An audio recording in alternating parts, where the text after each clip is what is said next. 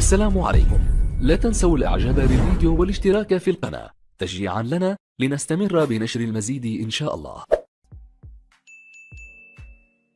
عاش معسكر المنتخب المغربي ليلة حزينة قبل السفر صوب أبيجان للمشاركة في كأس إفريقيا، حيث توفيت والدة لاعب أسود الأطلس وباير ليفركوزن الألماني أمين عدلي.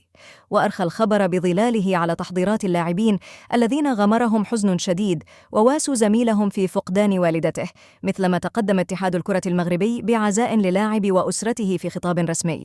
وكان عدلي قد تخلف عن الحصص التدريبية منذ انطلاقة معسكر المغرب، إذ رخص له المدرب وليد الركراكي بالبقاء مع والدته.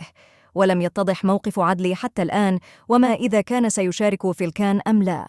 وانضم نجم باير ليفركوزن قبل أشهر فقط لمنتخب المغرب بعدما عدل عن قراره بتمثيل فرنسا، وسيلعب أسود الأطلس في الكان ضمن المجموعة السادسة التي تضم معهم كيلان من تنزانيا وزامبيا والكونغو الديمقراطية.